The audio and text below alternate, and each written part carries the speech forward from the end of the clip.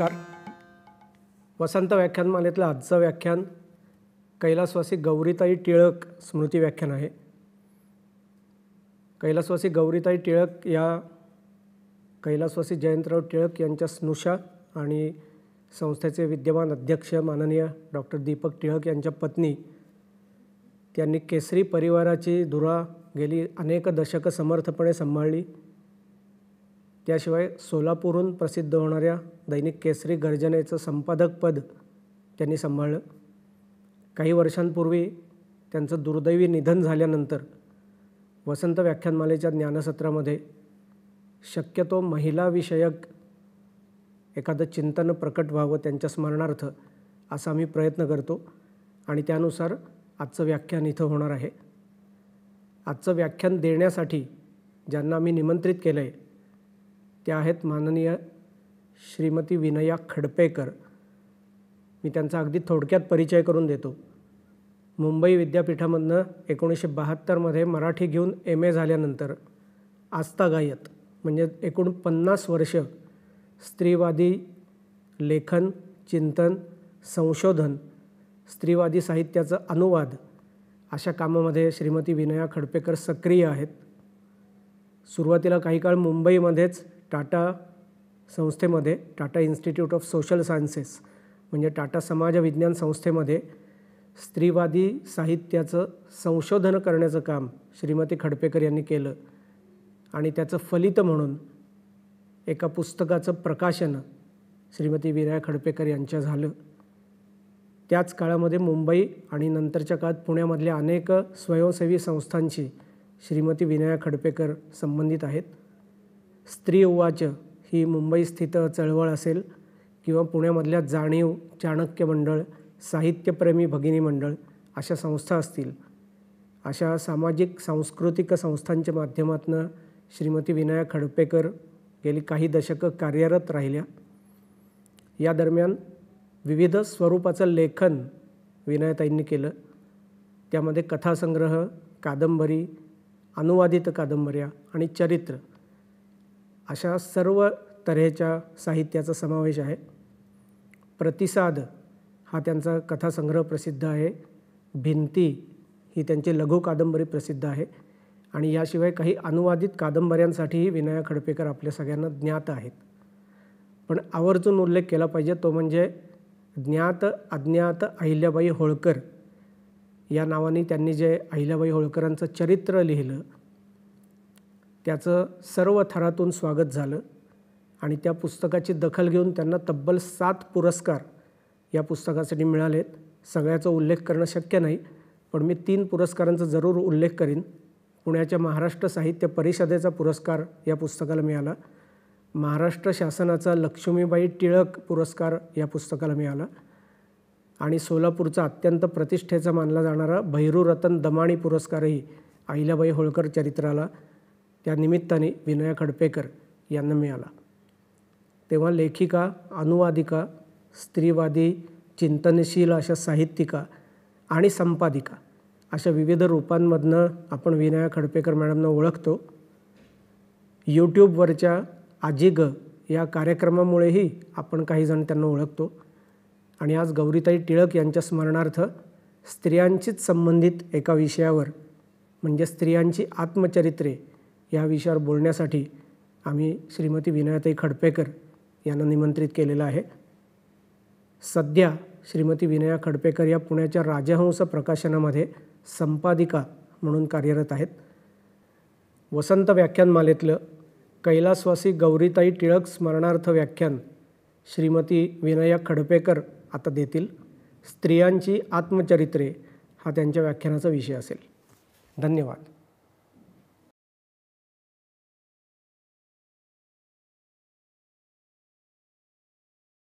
नमस्कार. वसंत व्याख्यानमालेच्या आयोजकांना अभिवादन करून मी स्त्री आत्मचरित्र ह्या माझ्या विषयाला सुरुवात करते. मी प्रकाशन संस्थेमध्ये काम करते.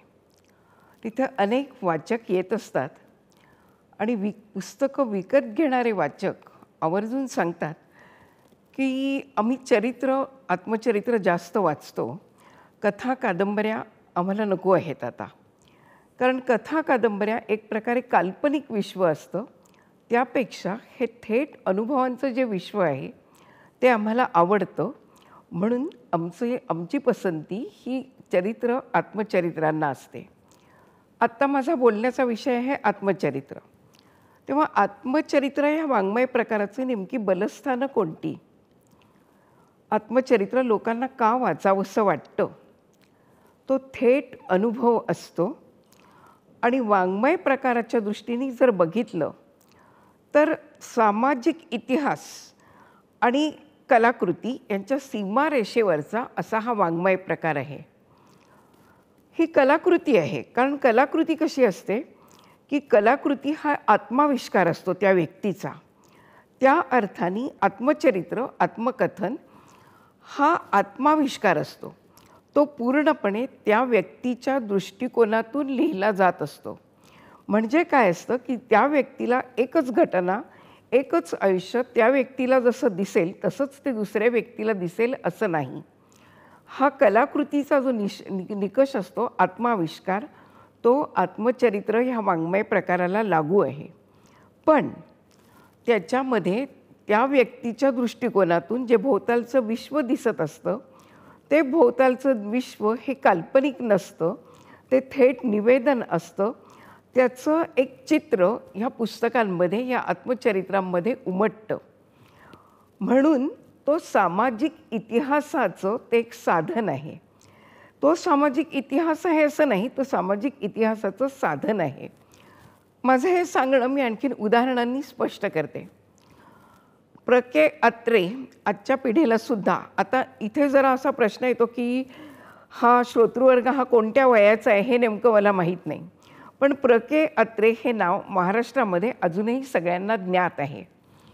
तर प्र के अत्रे ते पत्रकार होते, ते कवी होते, ते विडंबन कवी होते, ते अतिशय झुंजार कार्यकर्ते होते. महाराष्ट्रासाठी त्यांनी अनेक गोष्टी केलेल्या आहेत, कधीकधी निवडणुका लढलेल्या आहेत.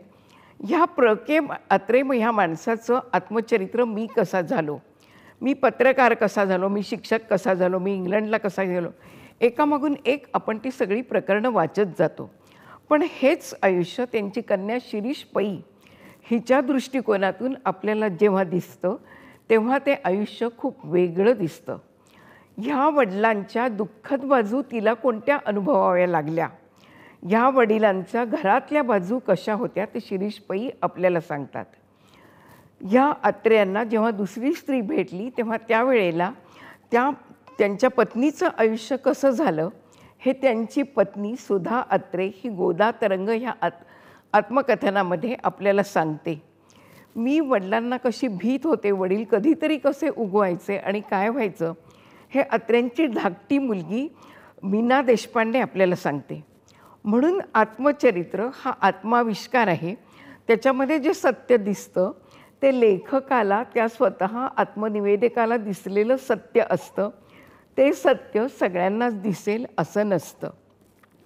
पण अत्रे जेव्हा सामाजिक घटनांबद्दल बोलतात त्यावेळेच्या शिक्षकी पेशाविषयी सांगतात, इतर कवींविषयी सांगतात, त्यावेळेला एका बाजूनी महाराष्ट्राचा इतिहास लिहिला जात असतो. अत्र्यांची पत्नी ज्यावेळेला तिच्या गोदा तरंगमध्ये मी नाशिकला एकटी कशी राहिले आणि स्त्रियांच्या वसतिगृहातलं वातावरण कसं होतं, शाळा कशी होती, दुसरं महायुद्ध सुरू झालं होतं आणि ते सैनिक भोवताली हिंडत होते आणि आमच्या मुलींचा कसा पाठलाग करत होते, असं जेव्हा सुधा अत्रे आपल्याला सांगतात त्यावेळेला तो सामाजिक इतिहास असतो. एरवी ही वर्णनं इतर ठिकाणी मला वाचायला मिळत नसतात. म्हणून हा सामाजिक इतिहास आहे आणि सामाजिक इतिहासाचं ते अतिशय उत्तम असं साधन आहे. आता मराठीतलं पहिलं आत्मचरित्र हे रमाबाई रानडेंचं 1910 लिहिलं गेलं. सुदैवाने आजच्या जमान्यामध्ये रमाबाई रानड्यांवरची एक TV मालिका येऊन गेली आणि त्यामुळे रमाबाई रानडेंचं नाव सगळ्यांना माहीत झालेलं आहे. ह्यात आत्मकथनावरच आधारित अशी ती मालिका होती. रमाबाई रानडेंचं 1910 प्रसिद्ध झालेलं आत्मचरित्र हे आधुनिक काळामध्ये स्त्री आत्मचरित्राचा आरंभीचं आत्मचरित्र, पहिलं आत्मचरित्र असं मानलं जातं. अरुणा ढेर यांनी थोडंसं मागे जाऊन एक असं सांगितलेलं आहे की ही आत्मकथनाची मनोवृत्ती, स्वतःचं व्यक्त होणं, स्वतःच्या आयुष्याविषयी काहीतरी सांगणं, स्वतःचा कोडमारा सांगणं, ही जी मनोवृत्ती आहे ही संत नामदेवांची पुतणी नागरी हिच्या 8 अभंगांमध्ये दिसते आणि संत बहिणाबाईंच्या अभंगांमध्येही दिसते. संत बहिणाबाईंचे अभंग हे जास्त स्पष्ट आहेत. हा देवाकडे, मोक्षाकडे जाणारा ह्या स्त्रियांचा प्रयत्न आहे. पण संत बहिणाबाई अतिशय स्पष्टपणे लिहितात, ह्या मोक्षमार्गाच्या आड माझा पती येतो, पतीला देह देणं हे माझं कर्तव्य आहे. एक प्रकारे स्त्री व्यक्त होऊ इच्छित होती. ही 13व्या शतक नामदेवांची पुतणी म्हणजे, आणि 16वं 17वं शतक संत बहिणाबाई या तुकारामाच्या परिवारामधल्या होत्या, ह्या आपल्याला माहीत होत्या. पण त्यावेळेला आत्मकथन हा शब्द रूढ नव्हता. आणि आज फक्त लक्षात, आता जेव्हा आपण संबंध विचार त्याविषयी मांडतो आहोत तेव्हा लक्षात एवढंच घ्यायचं की स्त्रीची ही व्यक्त होण्याची आस, ही व्यक्त होण्याची मनोवृत्ती ही 13व्या शतकापासून होती. तिला रूप व्यवस्थित जे मिळालेलं आहे ते 1910 मध्ये रमाबाई रानडेंच्या आत्मकथनातून आपल्याला मिळालेलं दिसतं. 1910 मधलं रमाबाई रानडेंचं आत्मचरित्र जर घेतलं तर 1950 पर्यंत साधारणपणे 12-13 स्त्री आत्मचरित्र लिहिली गेली. 1950 ते 1975 या काळात साधारण 40 आत्मचरित्र लिहिली गेली. आणि 75च्या स्त्री आंतरराष्ट्रीय महिला वर्षानंतर इतकी आत्मचरित्र लिहिली गेली की त्यांची निश्चितपणे मला त्यांची संख्या सांगता येणार नाही. पण अंदाजाने रमाबाई रानडेंपासून सुरुवात करून आज जर आपण म्हटलं की 2021 पर्यंत तर 125-130 इतकी संख्या आत्मचरित्रांची निश्चितपणे आहे. आताच्या 1 तासामध्ये एवढा आढावा घेणं शक्य नाही आहे. एक तुम्हाला सांगते की फेब्रुवारी 2021 पासून ते फेब्रुवारी 2022 पर्यंत फेसबुकच्या माय मराठी ह्या पेजवरती मी वसुंधरा काशीकर यांच्या आय ट्रान्सफॉर्म ह्या कंपनीच्या वतीने, किंवा मला नेमकं त्याच्यातलं तांत्रिक एक माहीत नाही, त्यांच्या विनंतीवरून 1 वर्ष स्त्री आत्मकथनांचा परिचय करून दिला. तरी मी फक्त 53 आत्मचरित्रांचा अगदी सविस्तर असा परिचय त्याच्यामध्ये करून देऊ शकले. म्हणजे स्त्रियांच्या आत्मचरित्रांची ही संख्या प्रचंड आहे आणि आत्ता मी केवळ तिचा आढावाच घेऊ शकेन असं मला वाटतं आहे. स्त्रियांच्या आत्मचरित्रांच्या विषयी बोलताना, आत्मचरित्रांचा अभ्यास केल्यावरती मला स्त्री जीवनाविषयी एक नवीन दृष्टिकोन मिळाला. आपल्याकडे असं झालेलं आहे की स्त्री जीवन अगदी साधारणपणे आपण 1905 पासून शकुंतला परांजपे वगैरे जी ठळक नावं आपल्याला माहिती आहेत तिथून जर बघितलं तर स्त्री जीवनाचं एक टोक हे इंग्लंड अमेरिकेला भिडल्या इतकं महाराष्ट्रीय वर्गामधलं सुधारलेलं आहे. 1906 मध्ये 1907 मध्ये जन्मलेल्या, 1903 ते 1907 दरम्यान जन्मलेल्या कृष्णा खरे, शकुंतला परांजपे ह्या मुली 1930च्या आसपास इंग्लंडमध्ये शिकण्यासाठी गेल्या होत्या. पण त्याच वेळेला स्त्री आत्मचरित्र मला असं सांगतात की स्त्रियांचं दुसरं टोक कुठे होतं, ते खेड्यात खुडबुडत होतं, ते ज्ञानाला पूर्णपणे वंचित होतं, ते निरक्षर होतं. ते आपल्याला कुठे कळतं तर रमाबाई रानडेंच्या नंतर पार्वतीबाई आठवल्यांचं जे आत्मचरित्र आलं आहे ते 1928 मध्ये आलेलं आहे. तर ह्या दोघींमधल्या ज्या जीवनामधली जर आपण फरक बघितला तर स्त्री जीवनाची ही 2 टोकं आपल्याला सहजपणे दिसतात. रमाबाई रानड्यांना महादेव गोविंद रानड्यांसारखा उच्च शिक्षित आणि उदारमतवादी असा पती भेटला. त्यामुळे रमाबाई रानड्यांचं जीवन हे वेगळ्या प्रकारे खूप प्रकारे उजळून निघालं. आर्थिक संपन्नता आली आणि त्यांच्यावरती शिक्षण लादून शैक्षणिक संपन्नतासुद्धा रमाबाई रानड्यांमध्ये आली. तरीही ह्या स्त्री जीवनाला एक मर्यादा अशी मला जाणवते त्यांचं आत्मचरित्र वाचल्यावरती की रमाबाईंचं आत्मचरित्र महादेव गोविंद रानड्यांच्या मृत्यूशी थांबून जातं. त्या आमच्या आठवणी आहेत, दोघांच्या सहजीवनाच्या त्या आठवणी आहेत.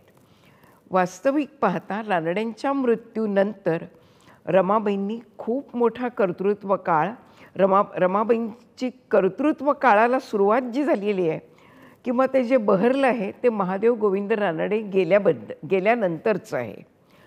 म्हणजे त्या ठिकाणी मला त्या चरित्रामधल्या काही गोष्टी अशा आठवत आहेत. सेवा सदनची स्थापना, सेवा सदन ही संस्था बहराला येणं, नंतर लोकमान्य टिळक जेव्हा मुलांसाठी सक्तीचं शिक्षण करत होते त्याच वेळेला त्यांनी मुलींसाठीही सक्तीचं शिक्षण करावं म्हणून लोकमान्य टिळकांसारख्या राष्ट्रीय नेत्याच्या विरुद्ध मोर्चा काढणं हे रमाबाई रानड्यांचं कर्तृत्व होतं. पण हे त्यांना आपल्या आत्मकथनामध्ये लिहावंसं वाटलं नाही किंवा पुढच्या ह्या कालखंडाबद्दल रमाबाई रानडे लिहित नाही आहेत. म्हणजे माझं जीवन कोणतं तर ते पतीच्या भोवती होतं अशी खुणगाठ काहीतरी मनामध्ये आहे का, किंवा लोकांनाही तेवढ्याच जीवनामध्ये रस आहे का, लोकांनीही फक्त तेवढंच जीवन लिहिण्याबद्दल आग्रह केला आहे का, असे प्रश्न मला पडले. जेव्हा रमाबाई रानडेंचं हे एक टोक अत्यंत महाराष्ट्रातल्या संपन्न स्त्रीचं जीवन दाखवतं, त्याच वेळेला पार्वतीबाई आठवले त्यांच्या जीवनाबद्दल काय सांगतात. आमच्या कोकणातल्या खेड्यांमध्ये, देवरुख जवळच्या खेड्यामध्ये मुलांसाठी सुद्धा शाळा नव्हती, तर मुलींच्या शिक्षणाचा प्रश्नच उद्भवत नव्हता. स्त्री शिक्षण हे कुठे आमच्या कानावर सुद्धा आलेलं नव्हतं. अशा वेळेला पिठलं भात करायला झाला की आम्ही आमची मॅट्रिकची परीक्षा पास झालो होतो. माझ्या वयाच्या 10व्या वर्षीच मी पिठलं भात करण्याची परीक्षा पास झालेली होते. आणि मग आता पुढे काय तर मुलीसाठी स्थळं शोधणं. वडील देवलसी होते, देवाच्या मार्गाला लागले होते, म्हणून कुणी त्यांच्यासाठी स्थळं बघत नव्हतं. आणि म्हणून विवाहाचं वय हे वाढत चाललेलं होतं. बायका त्यांच्या आईला टोचून खोचून बोलत होत्या की एवढी मोठी मुलगी तुम्ही लग्नाची होऊच कशी देता. तरीही पार्वतीबाई 13 वर्षाच्या झाल्या आणि मग त्यांना एक स्थळ त्यांच्या मामलेदारबाईंनी सांगितलं. ते जे स्थळ आलं ते आईने सरळ स्वीकारलं. मुलगा थोडासा लंगडा होता, पण ठीक आहे. आणि याची नोकरीसुद्धा, जी काही मामलेदार कचेरीमध्ये त्याची नोकरी होती, त्याच्यामध्ये 2 महिने हे मे महिन्याचे जे होते, मे महिना आणि एप्रिल महिना, हे 2 महिने बिनपगारी होते. तरीसुद्धा आईला वाटलं आता मुलगी उजवायलाच हवी आहे, म्हणून हे लग्न झालं. लग्नानंतर अवघ्या 2-3 वर्षांमध्येच त्यांना मूलबाळ झालं आणि मूल झाल्यानंतर 1-2 वर्षातच त्यांना वैधव्य आलं आणि केवळ 10 दिवसांच्या आत त्या बाईंचं केशवपन करायला लागलं. ह्या पार्वतीबाई आठवले म्हणजेच धोंडो केशव कर्व्यांच्या मेहुणी, त्यांच्या बाया कर्वे यांची ही बहीण. ह्यांनी 1928मध्ये आत्मचरित्र लिहिलं. रमाबाई रानडेंच्या नंतरचं आत्मचरित्र पार्वतीबाई आठवले यांचं आत्मचरित्र आहे. आणि हे आत्मचरित्र स्त्रीची दीनता आपल्याला वेगळ्या प्रकारांनी म्हणजे रमाबाई रानडेंचं श्रीमंत टोक आणि इथे अत्यंत गरिबीचं, दारिद्र्याचं, अज्ञानाचं असं टोक पार्वतीबाई आठवले यांचं आपल्याला दिसतं. केशवपन झाल्यानंतर काय घडलेलं आहे. बाया कर्वे यांनी आपल्या घरी पार्वतीबाईंना बोलावून घेतलं. बाया कर्वे यांचं आत्मचरित्र हे थोडं पुढे लिहिलं गेलं, पण त्यांचा इतिहास असा आहे की त्यांचंही केशवपन झालेलं होतं, पण त्यांनी धोंडो केशव कर्वे त्यांच्याशी पुनर्विवाह करायचं ठरवलं आणि हा विवाह झाला.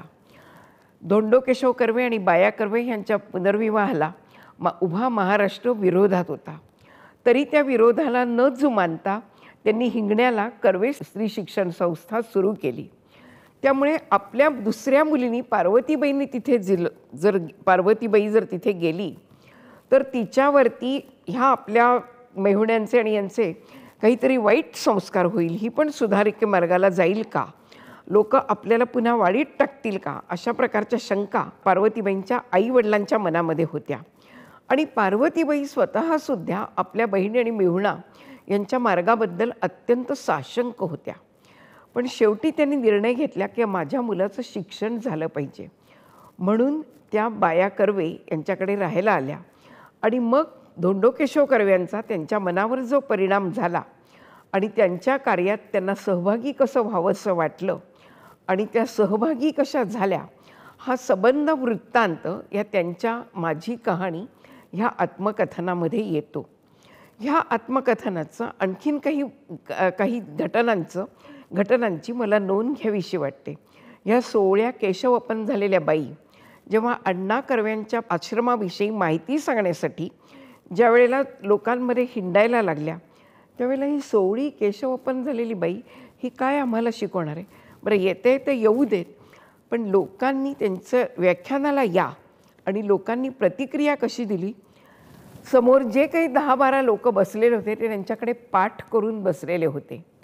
ह्यांचं दर्शन अभद्र. पार्वतीबाईंनी चिकाटी ठेवली आणि पार्वतीबाई त्यांच्या अनुषंगाने त्यांच्या कार्याविषयी आणि विद्वांची आजची स्थिती काय आहे, त्या माणुसकीला कशा पारख्या झालेल्या आहेत आणि अण्णा कर्वे यांचं कार्य कसं महत्त्वाचं आहे, हे पार्वतीबाई तशा स्थितीमध्ये लोकांना सांगत राहिल्या. जनता ही हळूहळू बदलत जात असते, पण मूळ कार्यकर्त्यांना कसं तोंड द्यायला लागतं हे आपल्याला पार्वतीबाईंच्या आत्मकथनांमधून कळतं. स्मृतिचित्रे हे ह्याच काळात लिहिलं गेलेलं आत्मचरित्र हे सगळ्यांना माहिती आहे. काळ थोडा पुढचा आहे आणि सगळ्यांना माहिती असल्यामुळे की त्या ठिकाणी धर्मांतर झालेलं, जिच्या नवऱ्याने धर्मांतर केलेलं आहे त्या स्त्रीला काय सोसावं लागतं आणि त्यानंतर जेव्हा ती धर्मांतर करून ख्रिस्ती धर्मात जाते त्यावेळेला अत्यंत सभ्यपणे ख्रिस्ती समाज तिला कसा सामोरा येतो, याचं सबंध चित्र लक्ष्मीबाई टिळक यांच्या आत्मचरित्रामध्ये आपल्याला बघायला मिळतं. पार्वतीबाई आठवल्यांच्या याच्यामध्ये ख्रिस्ती समाजाचं, खरं म्हणजे समाजाचं असं म्हणणार नाही, पण त्या जेव्हा इंग्लंड अमेरिकेला निघाल्या त्यावेळेला ख्रिस्ती मिशनरी त्यांना वेगळ्या प्रकारे सामोरे आलेले. आजारी झालेल्या पार्वतीबाईंना त्यांच्यासोबत जी माणसं होती त्यांनी एका ठिकाणी एका संस्थेमध्ये पोचवलं. पुढे त्यांना ख्रिस्ती मिशनऱ्यांच्या निवासस्थानी पोचवलं. या मिशनऱ्यांनी सेवा करून त्यांना बरं केलं, ही गोष्ट खरी आहे. पण त्याचवेळी आता ह्या स्त्रीने धर्मांतर करावं म्हणून जवळजवळ ती माणसं एकसारखी भोवताली त्यांच्या बसत होती. पार्वतीबाईंनी त्यांचे उपकार मान्य केले, पण धर्मांतर मात्र स्वतःचं कसं केलं नाही आणि त्याही ठिकाणी ख्रिस्ती समाजाचं थोडंसं आक्रमण आणि सुसंस्कृतता म्हणजे काय, हा याचा एक थेट अनुभव आपल्याला येतो.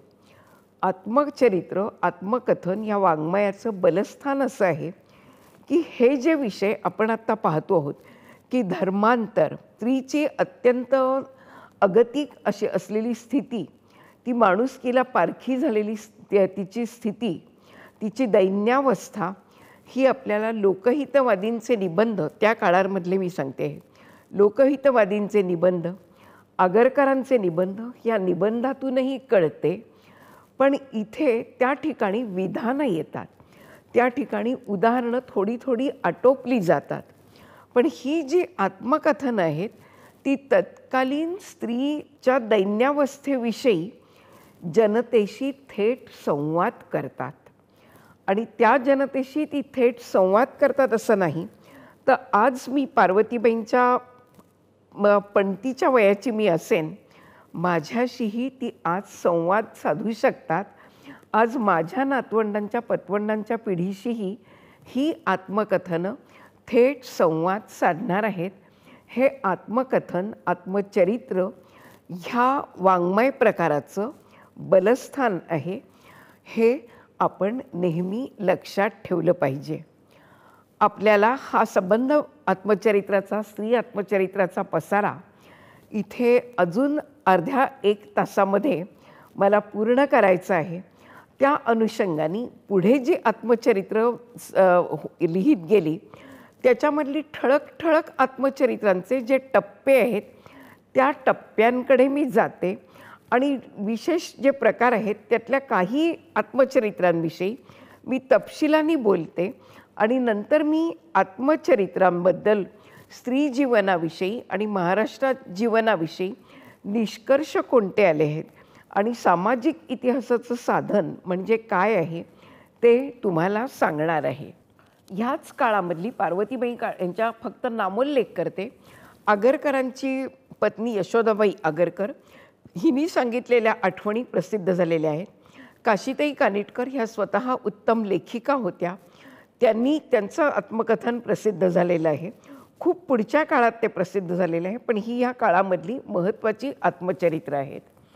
आणि इथून पुढे आपण जेव्हा जातो तेव्हा 1950 ते 1975 ह्या काळापर्यंतसुद्धा स्त्रियांच्या आत्मचरित्राची एक प्रवृत्ती आपल्याला दिसते. म्हणजे आत्मचरित्र का लिहिलं जातं? शेवटी कोणता तरी प्रकाशक आग्रह करतो की तुम्ही आत्मचरित्र लिहा. ते आग्रह कोणाला करतात? तर जी कोणी थोरा मोठ्याची पत्नी असेल, लेखकाची पत्नी आहे किंवा एखाद्या कलेक्टरची पत्नी आहे, एखाद्या अधिकाऱ्याची पत्नी आहे, तिला आग्रह केला जातो आणि मग ती आत्मकथन लिहिते. हीच मनोवृत्ती, हीच समाजाची वृत्ती मला 1950 पर्यंत दिसते आहे. 1970 पर्यंत तशी दिसते आहे. पुढे पुढे अभिनेत्री आत्मचरित्र लिहायला लागलेले आहेत. अभिनेत्रींच्या आत्मचरित्र किंवा महत्त्वाच्या पुरुषांची पत्नीची आत्मचरित्र ह्याच्यात एक समान धागा आहे की ह्या व्यक्ती वलयांकित आहेत. म्हणजे आत्मचरित्र कोणी लिहावं तर ते वलयांकित व्यक्तींनी लिहावं. साधारणपणे पुरुषांचे आत्मचरित्रसुद्धा जे नेतृत्व करणारे आहेत ते आत्मचरित्र लिहितात किंवा लेखक लिहितात. आणखीन समाजकार्यकर्ते आत्मचरित्र लिहितात. हीच मनोवृत्ती स्त्रियांच्या बाबतीत आहे. पण स्त्रियांच्या आत्मकथनांचा इतिहास हा पुढे पुढे बदलला गेलेला दिसतो. आता मी थेट महत्त्वाच्या एका आत्मचरित्राचा उल्लेख करते. ते आत्मचरित्र 1970 प्रकाशित झालं. हंसा वाडकर या अभिनेत्रीचं सांगते ऐका या नावाचं हे आत्मचरित्र आहे. हे आत्मचरित्र आधी माणूसच्या अंकामध्ये प्रसिद्ध झालेलं होतं आणि पुस्तक रूपाने ते 1970 लोकांपर्यंत पोहोचलं. ह्या आत्मचरित्राचं चौफेर स्वागत झालं. अगदी 100 पानाचं किंबहुना त्याच्या आतच पृष्ठसंख्या असलेलं हे पुस्तक आहे. पण हे महत्त्वाचं काय आहे तर ह्या अभिनेत्रीनी स्वतःच्या भावना, वासना, पुरुषांविषयी तिला झालेले मोह, तिला मिळालेली वागणूक ही अत्यंत मोकळेपणाने ह्या आत्मचरित्रामध्ये प्रकट केलेली आहे. तोपर्यंतची आत्मचरित्र ही अशा प्रकारची नव्हती. ती जीवनविषयक काहीतरी सांगत होती, स्वतःच्या गृहजीवनाविषयी सांगत होती, तरी व्यक्तिगत भावनांचं आणि तेही कामवासनेशी निगडीत असलेल्या भावनांचं दर्शन, विश्लेषण असं करत नव्हती. हंसा वाडकर यांनी ते केलं आणि लोकांना ते भावलं, कारण समाज तोपर्यंत खूप पुढे गेलेला होता आणि तो पुढे गेलेला समाज कदाचित ह्या आत्मचरित्रामुळे आणखीन पुढे गेला आणि स्त्रीची नेमकी कोंडी कुठं होते आहे, काय काय घडू शकतं स्त्रीच्या बाबतीमध्ये, ती स्त्री पुरुषप्रधान संस्कृतीकडून कशी वापरली जाऊ शकते हे ह्या आत्मचरित्रांनी अतिशय खुल्या दिलाने सांगितलं. स्वतःच्या जन्माविषयी हे आमचं घराणं कलावंतिणीचं, इथूनच हंसाबाईंच्या मोकळेपणाला सुरुवात होते. आम्ही बायका कमवत होतो, पुरुष आमच्याशी कसे वागत होते. वयाच्या 10व्या वर्षीच आर्थिक कारणामुळे त्यांना चित्रपट दुनियेत कसं पाऊल ठेवायला लागलं आणि पुढचा प्रवास कसा झाला, ही मोहमयी दुनिया कशी असते, इथे कोण कोण भेटतं, मी दारूच्या व्यसनाच्या आहारी का गेले, हे सगळं हंसाबाई मोकळेपणाने सांगतात. स्वतःचं लग्न, स्वतःला अतिशय 10व्याच वर्षी शेजारच्या 20 वर्षाच्या माणसांनी वचन घेतलं, तू माझ्याशी लग्न करशील म्हणून, आणि ते लग्न पुढे त्यांनी केलं.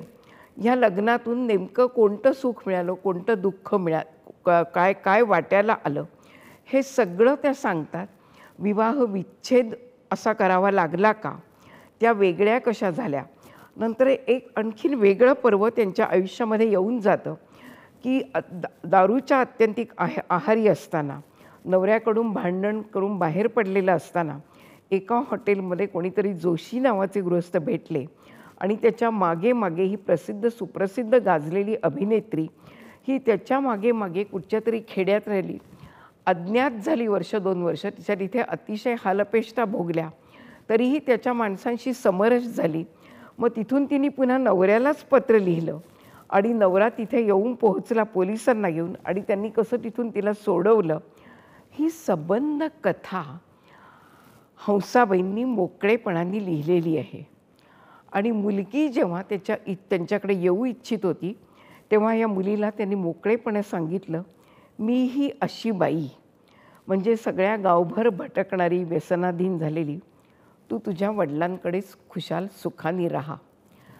आणि इतरांनाही सांगितलेलं आहे की सिनेमाची ही दुनिया कशी असते. एकदा तोंडाला रंग फासला की तो उतरवता येत नाही. पुन्हा पुन्हा कॅमेऱ्यापुढचा मोह आपल्याला आवरता येत नाही.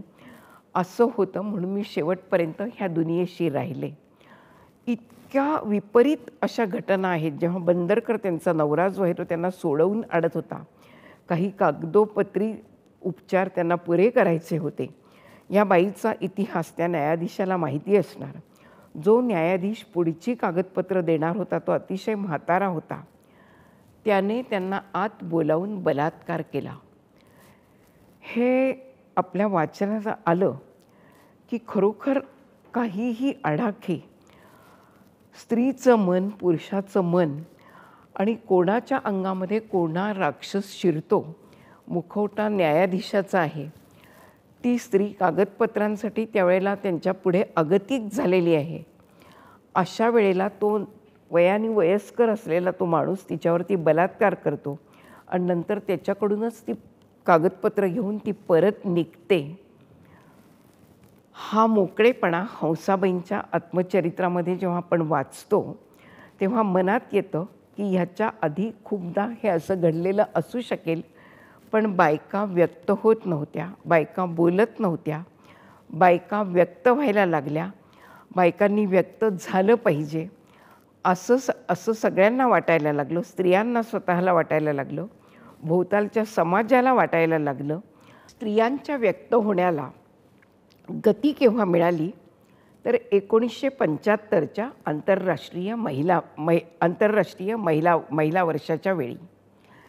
ह्या वर्षामध्ये खूप चर्चासत्र आयोजित केली गेली आणि त्या प्रसारमाध्यमांमधून स्त्रीमुक्ती, स्त्रीवाद हे शब्द महाराष्ट्रातल्या घरोघरी पोहोचले आणि ह्यामधून अनेक प्रकारच्या प्रेरणा स्त्रियांना मिळाल्या. काही संस्था स्त्रियांच्या मदतीसाठी सुरू झाल्या. घटस्फोट हा आवश्यक आहे का ह्या विचारावरती चर्चासत्र होऊ लागली आणि ह्या सगळ्यांची स्पंदनं इथून पुढे आपल्याला स्त्रियांच्या आत्मचरित्रांमध्ये आलेली दिसतात. इथून पुढे स्त्रियांच्या आत्मचरित्रांची संख्या प्रचंड वाढलेली आहे. कोण कोण आत्मचरित्र लिहायला लागलं तर स्त्रिया आत्मचरित्राच्या आधी थोडा विचार 1970 नंतर सुरू झाला होता की फक्त प्रसिद्ध स्त्रियांनी का लिहायची, सर्वसामान्य स्त्रियांनी सुद्धा आत्मचरित्र लिहावीत. म्हणून सरोजिनी सारंगपाणी किंवा आशालता सावे यांनी आत्मचरित्र काही प्रमाणामध्ये लिहिली होती. पण पुढे अभिनेत्री लिहायला लागल्या, लेखिकांनी आत्मचरित्र लिहिली, समाज कार्यकर्त्या आत्मचरित्र लिहायला लागल्या. दलित आत्मचरित्रांचा एक मोठा रेटा, एक मोठा प्रवाहच 1975 नंतर सुरू झाला आणि अतिशय सर्वसामान्य स्त्रिया ज्या केवळ गृहिणी होत्या की त्यांच्याभोवती कोणतंही वलय नव्हतं, अशाही स्त्रिया आत्मचरित्र लिहायला लागल्या. आणि आत्मचरित्र लिहायला लागल्यावरती त्यांच्या पहिली आत्मचरित्र आणि ही आत्मचरित्र ह्याच्यामध्ये एक फरक दिसून येतो की ही जी पुढची आत्मचरित्र आहेत ही व्यक्तिगत कथा सांगताना, स्वतःच्या जीवनाची कथा सांगताना कमालीची धीट झालेली आहेत. स्वतःच्या विवाह झालेला असून स्वतःच्या प्रियकराविषयी बोलायला लागलेली आहेत. करिअरमध्ये कोंडमारा कसा होतो ते सांगायला लागलेली आहेत. अशी ही आत्मचरित्र सगळ्या बाजूंनी व्यक्त व्हायला लागलेली आहेत. आणि ह्यामधून स्त्री जीवनाचे निरनिराळे पैलू आपल्याला दिसायला लागलेली आहेत. सगळ्यात पहिल्यांदी जे उत्तम आत्मचरित्र कलाविष्कार म्हणून उत्तम आहे आणि मोकळेपणा म्हणूनही उत्तम आहे, ते दुर्गा खोटे ह्यांचं आत्मचरित्र. मी अभिनेत्रींच्या आत्मचरित्रांमध्ये दोघींविषयी ठळकपणे बोलणार आहे. एक दुर्गा खोटे ह्यांचं आत्मचरित्र आणि दुसरं शांता हुबळीकर यांचं आत्मचरित्र. दोन्ही आत्मचरित्र मी का निवडली आहेत तर दुर्गा खोटे ह्यात 1905 जन्मलेल्या, त्या काळचं सुशिक्षित स्त्री म्हणून झालेल्या, कॉलेजचं शिक्षणापर्यंत पोहोचलेल्या, नंतर स्वतःच्या इच्छेने त्यांनी अभिनेत्री होण्याचा व्यवसाय स्वीकारलेला होता. जी काही भोवताली टीका त्यांच्यावरती झाली पहिली अभिनेत्री म्हणून, ती सोसण्यासाठी नेमकं कोणतं वादळ माझ्या अंगावर येणार आहे त्याची जाण त्या व्यक्तीला होती. शिक्षित स्त्रीचं हे व्यक्तिमत्व होतं आणि तरीसुद्धा त्यांनी अभिनेत्री होण्यासाठी आपल्या अभिनेत्री ह्या व्यवसायाची निवड केलेली होती. स्वतःच्या घरामधलं सुधारकी वातावरण त्यांनी दिलेलं आहे. एका बाजूला पाश्चात्य वर्णाचं वातावरण होतं. त्यांच्या घरामध्ये कार होती. 1920च्या आसपास दुर्गाबाईंच्या घरामध्ये टेलिफोन होता. इतकी श्रीमंती त्या घरामध्ये होती. आणि दुर्गाबाईंना स्वतःचा मुलगा जेव्हा झाला त्यावेळेला चांदीच्या सुपात त्याला ठेवलेलं होतं आणि अगदी चांदीच्याच चमच्यानी त्याला मध चाटवला होता. इतकी श्रीमंती होती. पण शेअर बाजारामध्ये ठोकर बसली आणि एक जबरदस्त मोठा तडाखा आर्थिक बसल्यावरती दुर्गाबाईंच्या पुढे प्रश्न उभा राहिला, आपण काय करायचं? आणि त्यांनी अभिनेत्री ह्या व्यवसायाची निवड केली. जे काही प्रसंग त्यांच्यावरती आले ते दुर्गाबाईंनी खूप मोकळ्यापणाने सांगितलेले आहेत. आपल्या घराची अब्रू राखत त्या बसलेल्या नाही आहेत. आणि आपला नवरा हा श्रीमंत जरी असला, श्रीमंत घराण्यातला जरी असला, तरीसुद्धा कर्तृत्वाच्या बाजूनी तो कसा उणा होता. उणा म्हणण्यापेक्षा त्याला वडिलांच्या ह्याच्यासारखं कर्तृत्व नव्हतं हे दुर्गाबाईंनी मोकळेपणाने सांगितलेलं आहे. आणि पुढची त्यांची जी वाटचाल आहे की त्यावेळेच्या त्यांच्या टीका कशा त्यांच्यावरती झाल्या आणि मग व्ही शांताराम यांचं बोलावणं कसं आलं, त्यानंतर त्यांचं चित्रपट व्यवसायामध्ये त्या प्रस्थापित कशा होत गेल्या, त्यांचं घर कसं श्रीमंत होतं, त्याबद्दल दुर्गाबाईंनी सांगितलेलं आहे. आणि महत्त्वाची गोष्ट म्हणजे इतकं श्रीमंत सासर माहेर हे पुढे दुर्गाबाईंच्या पैशावरच अवलंबून होतं. आणि ती श्रीमंती ओसरत गेली तरीसुद्धा 2 बंगले त्यांच्या हातामध्ये होते. आणि दुर्गाबाईंनी स्वतःही आर्थिकदृष्ट्या खूप कमावलेलं होतं. आणि तरीही कुठेतरी प्रचंड एकटेपणा जो जाणवत होता, तो एकटेपणा दुर्गाबाई आपल्याला सांगतात. तो एकटेपणा इतका होता की शूटिंगच्या वेळेला जेव्हा त्या दार्जिलिंगला गेल्या होत्या तेव्हा एक पहाडी कामगार होत्या. त्या पहाडी कामगारामध्ये त्या हिमालयाच्या सुंदर सुंदर परिसरात हिंडल्या आणि फक्त मनाने स्वप्न पाहत होत्या की यावेळेला पती आणि आपली 2 मुलं यांना इथे घेऊन यायला हवं आणि मग आपण बघायला हवं. पतीचं पुढे निधन झालेलं आहे आणि दुसरी जी व्यक्ती त्यांच्या आयुष्यात आली तिचा काही काळ त्यांना खूप आधार वाटला. पण शेवटी त्या माणसानी त्यांना पैशांनी खूप लुटलं असं म्हणता येईल. दुर्गाबाई ते शब्द वापरत नाही आहेत, पण त्यांच्याच जीवावर, त्यांच्याच अभिनेत्री होण्याच्या जीवावर तो जगायला लागला. आणि मग त्यांच्यापासूनही त्यांना फारकत घ्यायला लागली आणि अखेरपर्यंत त्या एकट्या राहिल्या. मुलांच्या संसार सुंदर फुलले, सुना आल्या, तरीसुद्धा सुनांची तितकं पटलं असं नाही. पहिली सून जी आहे ती दुसऱ्या अतिशय उच्चभ्रू याच्यातली दुसऱ्या देशातली ती सून आहे आणि तिच्याबद्दल त्यामुळे दुरावा निर्माण झालेला आहे. आणि इकडे विजया मेहता ज्या सुप्रसिद्ध अभिनेत्री पुढे झाल्या तेव्हा मृत्यूचं दुःख, दुर्गाबाईंना मृत्यूचं दुःख मुलाच्या पचवायला लागलं आणि ताबडतोब 2 वर्षामध्ये सुनेनी पुनर्विवाह दुसऱ्या व्यक्तीशी केला तेव्हा त्यांना असं वाटलं की माझी नातवंडं आता दुरावली आणि कायम एक एकाकीपणा, इतकी संपन्न असलेली अभिनेत्री, तिला शेवटी प्रश्न पडतो आहे की माझं आयुष्य सुखी आहे की दुःखी आहे, काय म्हणू मी त्याच्याबद्दल. त्याला पण मला एकटेपणाचा शाप होता. सुशिक्षित श्रीमंत दुर्गाबाईंची ही कथा आणि व्यथा. आणि मी दुसरं जे नाव घेतलं शांता हुबळीकर. शांता हुबळीकर ह्या कलावतीच्या घराण्यामध्ये जन्मलेल्या, त्याच्यामुळे त्यांचे वडील कोण आहेत ते त्यांना फारसं त्यांना नव्हतंच माहिती. आणि एका आजीनी, त्यांच्या आजीनी त्यांना दुसऱ्या एका बाईला विकलेलं होतं. अशा प्रकारचं आयुष्य घेताना त्यांना असं वाटलं की ही आजी आपल्याला आणखीन दुसऱ्या कोणाला तरी वाटते आहे. म्हणून ह्या दोघी बहिणी ह्यापेक्षा कुठची तरी नाटक कंपनी, सिनेमा कंपनी आपल्याला मिळावी म्हणून तिथून पळाल्या आणि त्यांच्या सुदैवानी त्या प्रभात कंपनीमध्ये पोहोचल्या आणि तिथून त्यांचं जीवन बहरलं. पण एकाकीपणा संपलेला नव्हता. तो एकाकीपणा संपण्यासाठी त्यांनी ज्या माणसाला जवळ केलं त्याही माणसांनी अक्षरशः लूटमार केली त्यांची. गीत म्हणून तो माणूस आहे, गीत किंवा गीते असं ते नाव आहे. आणि त्याही वेळेला अभिनेत्रीच्या ह्या जीवनामध्ये की हिची सुद्धा शोकांतिकाच झाली, पण हिचं सर्वस्व गेलं आणि ती एका वृद्धाश्रमामध्ये जाऊन पोहोचली. दोघींच्या आयुष्यामधला फरक असा आहे की अभिनेत्रीच्या आयुष्याला, दोघींच्याही आयुष्याला एकाकीपणाचा शाप आहे. पण इथे अशिक्षित असल्यामुळे त्यांचं आयुष्य इतकं उद्ध्वस्त झालं की त्यांच्या आयुष्याचे शेवटचे दिवस हे वृद्धाश्रमामध्ये, शांताबाई हुबळीकरांचे वृद्धाश्रमामध्ये गेलेले आहेत. आणि दुर्गाबाई या स्वतःच्या ह्याच्यामध्ये स्वतःच्या आप ठेवून उत्तम प्रकारे आयुष्य जगलेल्या आहेत.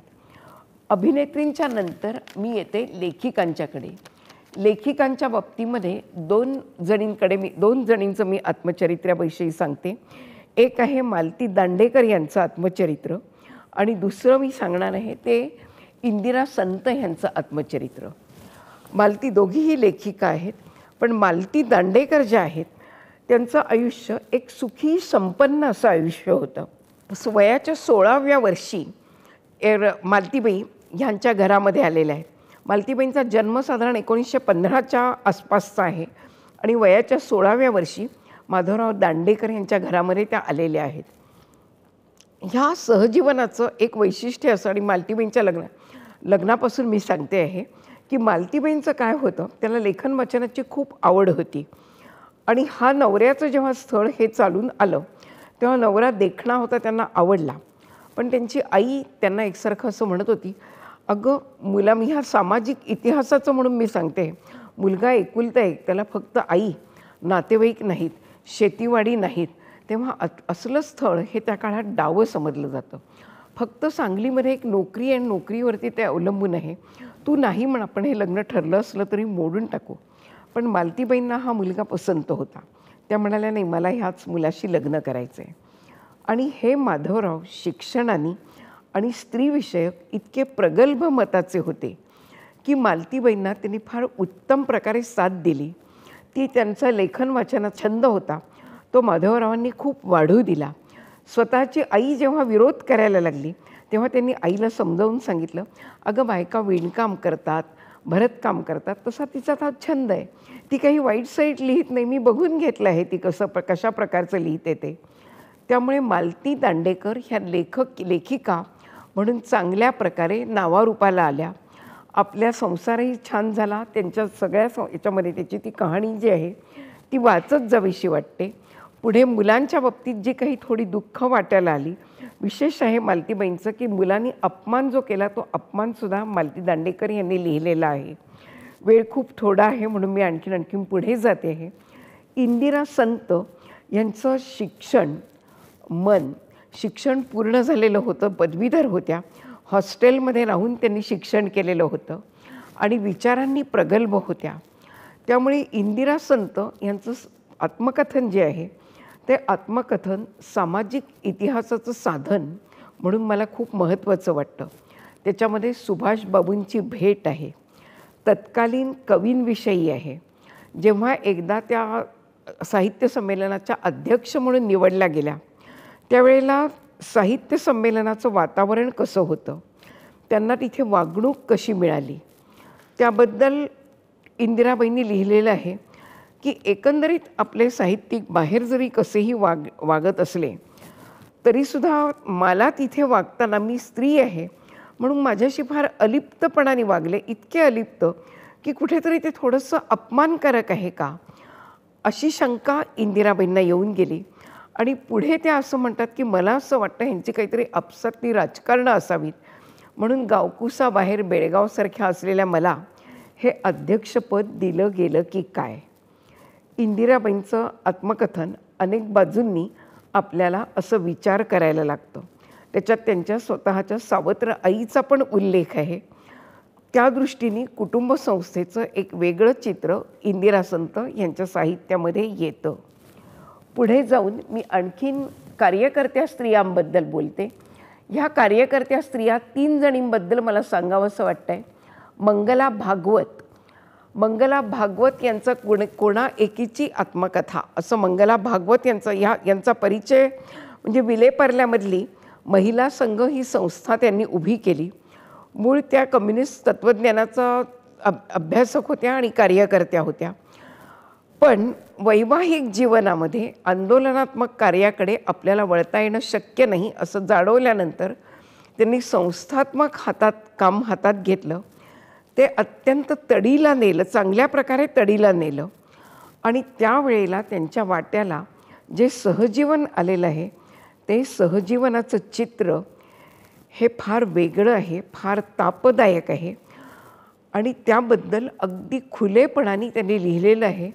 तिथे आपल्याला कळतं की कौटुंबिक जीवन हे संस्थात्मक जीवनावर, संस्थेवर कसा परिणाम करतं आणि संस्थेमधलं जीवन हे कौटुंबिक कलहाला कसं कारणीभूत होऊ शकतं.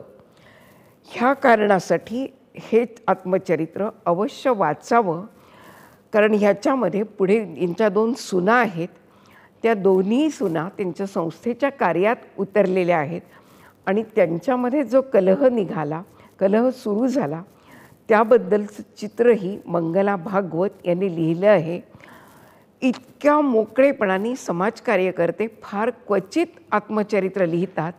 मंगला भागवत यांचं आत्मचरित्र तशापैकी एक आहे. दुसरं आत्मचरित्र मी सुधा वर्दे यांचं सांगेन, कारण हे सुखी सहजीवनाचं चित्र आहे. सुधा वर्दे यांचं जेव्हा सदानंद वर्द्यांशी लग्न झालं त्याच वेळेला आपल्याला पुढे समाजकार्य करायला मिळणार आहे, राष्ट्रसेवा दलाच्या कलापथकाशी आपला संबंध राहणार आहे ह्याचा आनंद त्याला झाला. आणि हे सहजीवन दोघांचं मिळून जे होतं ते दोघंही राष्ट्रसेवा दल, त्याचं कलापथक याच्यामध्ये जन्मभर कार्यरत राहिले. आणि ह्याच्यातलं एक दृश्य मला खास करून सांगावंसं वाटतं ह्या आत्मचरित्रातलं, अशासाठी की आज टी व्हीवरती वेगवेगळ्या मालिकांवर सुशिक्षित मुली ह्या लावणी नाच करताना आपल्याला दिसतात. त्याच्यावर कोणत्याही प्रकारची टीका होत नाही. पण सुधाबाईंनी 1957मध्ये हे केलेलं आहे. सदानंद वर्दे हे प्राध्यापक होते. पथकाचे जेव्हा दौरे असायचे तेव्हा सुट्टीमध्ये आपले पेपरचे गठ्ठे घेऊन ते तपासायला ते नेत असत. आणि व्यासपीठावरती प्राध्यापक नवरा हा लावणी गातो आहे आणि त्या तालावरती त्याची पत्नी सुधा वर्दे हे नाच करते आहे. हे दृश्य त्यावेळच्या महाराष्ट्रीय समाजाला, 1957मधल्या समाजाला खूप नवीन असं दृश्य होतं. आणि ह्या दृश्यावर अनुकूल आणि प्रतिकूल दोन्ही प्रकारची टीका झाली होती. कार्यकर्त्यांमध्येही तट होते की आपल्या व्यासपीठावर लावणी नृत्य व्हावं का. ह्या प्रकारचा सामाजिक इतिहास जो इतर ठिकाणी आपल्याला मिळणार नाही तो सुधा वर्दे ह्यांच्या आत्मकथनामध्ये आपल्याला मिळून जातो. प्रसिद्ध पुरुषांच्या पत्नींची आत्मचरित्र, याच्यामध्ये मी 2 आत्मचरित्र घेईन. पार्वतीबाई ठोंबरे यांचं आत्मचरित्र म्हणजे बालकवींची पत्नी, आणि दुसरं सुनीताबाई देशपांडे यांचं आत्मचरित्र. वेळ कमी असल्यामुळे सुनीताबाईंचं आत्मचरित्र मी मुद्दाम अशासाठी घेतलं आहे की ह्याच्यावर अनुकूल प्रतिकूल असा वादविवाद भरपूर झालेला आहे. आणि बालकवींचं आत्मचरित्र अशासाठी घेतलं, मी मघाशी तुम्हाला जे सांगितलं, मला असं वाटलं होतं की बालकवी आज कालबाह्य झालेले आहेत. पण त्यांच्या पत्नीचे 1901 मध्ये जन्मलेली जी पत्नी होती तिने पुढे 1975च्या नंतर आत्मचरित्र लिहिलं. आणि त्या आत्मचरित्रामध्ये दिसणारे बालकवी आणि कवितांमधून दिसणारे मृदू मधु निसर्गप्रेमी बालकवी यांच्यामध्ये प्रचंड तफावत आहे. म्हणून ते आत्मचरित्र मी निवडलं. मघाशी उल्लेख केला, मी फेसबुक पेजवर जेव्हा हे लिहिलं तेव्हा 35 वयोगटामधल्या असलेल्या लोकांकडून जवळजवळ 10,000 जणांनी ते आत्मचरित्र वाचलं आणि त्याच्यावर चर्चा केली. तेव्हा मला थोडं आश्चर्य वाटलं की इतक्या जुन्या ह्याच्याबद्दल का वाटलं. आणि मग माझ्या घरातली भाचवण वगैरे आम्हाला पाठ्यपुस्तकांमधून बालकवी माहिती आहेत म्हणून आम्हाला, पण हे आत्मचरित्र त्यांच्या त्या प्रतिमेला तडा देतं. आणि म्हणून तिथे ते बालकवी कसे आहेत पार्वतीबाईंच्या आत्मचरित्रातून दिसणारे, ते फोक घेऊन पत्नीला मारताहेत आपल्या दीराच्या सांगण्यावरून. आणि ती थोडीशी अद्वा तिने आपल्या आईची मान्यता, आईने जे काम सांगितलेलं आहे म्हणजे सासूनी जे काम सांगितलं ते सुनेनी मान्य केलं नाही किंवा ते करायला तिला उशीर लागला, असे खूप प्रसंग त्याच्यामध्ये आहेत. आणि म्हणून तिला दुसऱ्या ठिकाणी घरामध्ये बोलावून आतमध्ये जाऊन दार बंद करून त्या माणसाने चप्पलनी तिला मारलेलं आहे, फोकाने तिला मारलेलं आहे. हे बालकवी वेगळे आहेत. लक्ष्मीबाई टिळकांच्या आत्मचरित्रामध्ये दिसणारे बालकवी वेगळे आहेत. मी जे म्हटलं की आत्मचरित्र हे आपल्याला वेगवेगळ्या गोष्टी शिकवतं. कारण ह्याच्यावरती जेव्हा बोललं जातं किंवा आत्मचरित्रावर जेव्हा चर्चा, हे असं कसं, आता आम्हाला त्यांच्या निसर्ग कवितासुद्धा वाचाव्याशा वाटत नाहीत. तर इथे वाचकांनी एक लक्षात घ्यायचं आहे, माणूस असाच असतो. माणूस हा फार विचित्र प्राणी आहे. तो एका टोकाला खूप चांगला असतो आणि दुसऱ्या टोकाला खूप क्रौर्य, खूप वाईट असू शकतो तो. बालकवी ह्यांचं जीवन हे ह्याचं उदाहरण आहे. आणि पार्वतीबाईंनी आत्मचरित्र लिहिलं म्हणून बालकवींची ही खाजगी बाजू आज महाराष्ट्राला कळते आहे. म्हणून बालकवींना कवी म्हणूनच मान्य करायचं नाही, असं करायचं नाही आपल्याला. कवी म्हणून ते मोठेच होते. पण प्रत्येक माणसाचे काही पावलं ही पाय हे मातीचे असतात, हे नेहमी लक्षात ठेवायचं. हे ह्या आत्मचरित्रावरून मला सांगावंसं वाटतं आहे. पार्वतीबाई ठोंबऱ्यांच्या नंतर मी पु ल देशपांड्यांच्या पत्नी सुनीताबाई देशपांडे यांच्या आहे मनोहर तरी या आत्मचरित्राकडे येते. अत्यंत गाजलेलं असं हे आत्मचरित्र आणि खरोखर सुनीताबाईंची शैली ओघवती आहे. विश्लेषण क्षमता उत्तम आहे. कितीतरी त्यांची वाक्य आपण सुभाषितांसारखी इथून पुढे वापरावीत अशा प्रकारे पुस्तकामध्ये आलेली आहेत. कारण सुनीताबाईंचं व्यक्तिमत्व हे सुशिक्षित, चिंतनशील, भोवतालाचा संबंध आत्मसात करून त्यावर भाष्य करणारं अत्यंत प्रगल्भ असं व्यक्तिमत्व आहे. मी आत्ता जे म्हटलं की पार्वतीबाई ठोंबरे यांच्यापेक्षा अगदी उलट आणि खूप पुढच्या काळातलं, पण म्हणून सुनीताबाईंच्या पिढीमधल्या सगळ्याच स्त्रिया इतक्या प्रगल्भ होत्या असं नाही. पण सुनीताबाईंच्या आत्मचरित्राचा एक वेगळा असा आयाम आहे. तिथे व्यक्तिचित्र सुंदर आहेत. अगदी लहानपणापासून ते सुनीताबाईंचं चित्र पुलंच्या वेगवेगळ्या रूपात सुनीताबाई आपल्याला दिसतात. लहानपणी मुंग्यांशी संवाद करणारी सुनीता, नंतर घरामध्ये वादावादी करणारी सुनीता, पुढे स्वातंत्र्याच्या चळवळीत ट्रक चालू असताना ट्रकला सामोरी गेलेली सुनीता, पु ल देशपांड्यांशी विवाहबद्ध झाल्यावर जात्यावर दळण दळणारी सुनीता, अनेक गृहकृत्य दक्ष असलेल्या सुनीताबाई, घरामधली बारीक बारीक कामं रस घेऊन करणाऱ्या सुनीताबाई, मग ते कांदा चिरणं असू दे, संडास धुणं असू दे, नाहीतर आणखी काही. प्रत्येक ठिकाणी माझं स्वतःचं काहीतरी वैशिष्ट्य दिसलं पाहिजे, ते काम काटेकोरपणे दिसलं पाहिजे, अशी काळजी घेणाऱ्या सुनीताबाई, समाज कार्यकर्त्यांमध्ये उतरलेल्या सुनीताबाई, नाटक आणि अभिनयाच्या क्षेत्रात उतरलेल्या सुनीताबाई आणि शेवटी कंटाळलेल्या आणीबाणीमध्ये पुलं उतरल्यावरती त्यांच्या मागे उभे राहणाऱ्या सुनीताबाई, पुलंच्या संबंध जीवनाला आकार देणाऱ्या सुनीताबाई, अनेक प्रकारे सुनीताबाई आपल्या डोळ्यासमोर येतात. पु ल देशपांडे आणि सुनीताबाईंचं सहजीवन पूर्णपणे आपल्याला उलगडत जातं. त्याचबरोबर मला ह्या आत्मचरित्राच्या काही मर्यादा जाणवल्या. पहिली मर्यादा अशी की त्यांनी असं म्हटलं की ही माझी स्वैर भटकंती आहे. अशा वेळेला एक शक्यता अशी असते की ह्यात सगळ्या आठवणी येतील असं नाही, असं त्या म्हणतात. स्वतःला सोयीच्या आहेत तेवढ्याच आठवणी आत्मकथनामध्ये द्यायच्या, ज्या गैरसोयीच्या आहेत त्या टाळायच्या, अशी एक शक्यता याच्यामध्ये संभवते. हे मला पहिल्यापासून आत्मकथन त्यांचं जेव्हा वाचलं तेव्हापासून वाटत आलं.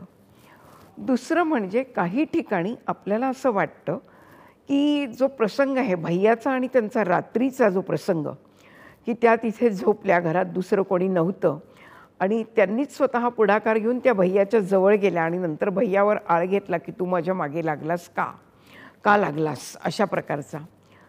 त्यामध्ये मला काही गडबड वाटते त्यांच्या कथनामध्ये, कारण गप्पा मारता मारता सुनीताबाई झोपल्या आहेत आणि भैया त्याच बाजूला अवघडून झोपला असं त्यांनी म्हटलेलं आहे. मी नीट तो प्रसंग पुन्हा पुन्हा वाचला त्यावेळेला मला त्याच्यामध्ये असं आढळलं की घर खूप मोठं आहे, 3-4 खोल्या आहेत. भैया त्या ठिकाणी सुनीताबाईंच्या नेहमीच्या जागेवर जाऊन झोपू शकत होता किंवा दुसऱ्याही काही ठिकाणी झोपू शकत होता. मग तो त्या ठिकाणी का झोपला, ह्याच्या मनामध्ये नेमकं काय होतं ते आपल्याला कळत नाही आहे. एक शक्यता मला अशी वाटली की गांधीजींच्या किंवा याच्या स्वतःचा संयम बघावा, अशा प्रकारचं काही होतं का. म्हणजे प्रांजळ निवेदन हे आपल्याला वाटतं, जेवढं आपल्याला वाटतं तेवढं त्या ठिकाणी काहीतरी गडबड आहे असं मला जाणवलं. आणि दुसरं म्हणजे सुनीताबाई काही जो गृहतपशील देत आहेत की मी तुपाच्या बरण्या अशा लावत होते, त्याच्यावर नावं लिहून ठेवत होते आणि पुढे त्यांना एक खंत आहे की माझ्या नावावर स्वतंत्रपणे काही झालं नाही, सगळं सुंदर आहे तरी आहे मनोहर तरी उदास वाटतं आहे. तर इतक्या हुशार बाईला आपला ह्या गृहकृत्यांमध्ये वेळ किती जातो आहे हे का कळलं नाही, ते आत्मचरित्र वाचल्यावरती हा मला पडलेला प्रश्न आहे. ह्याचं उत्तर सुनीताबाई देत नाही आहेत. त्या मी सगळं स्वतःहून स्वीकारलं असं म्हणत आहेत आणि जी खंत वाटते मी स्वतः ते खंत करू नये पण मी खंत करते असंही म्हणत आहेत. पण हा हिशोब त्यावेळेला इतक्या हुशार व्यक्तीच्या बुद्धीला का सुचला नाही, ही मला त्यांची मर्यादा म्हणून जाणवते आहे. आता आपण दलित आत्मचरित्रांकडे वळूया. इथे दोघीजणी मी दलितांच्या आत्मचरित्रामधल्या घेतल्या आहेत. एक आहेत शांताबाई कांबळे, 1930च्या आसपासचा काळ शांताबाईंच्या आत्मचरित्रामध्ये येतो, 1930 ते 1950. आणि दुसऱ्या आहेत मंगला केवळे.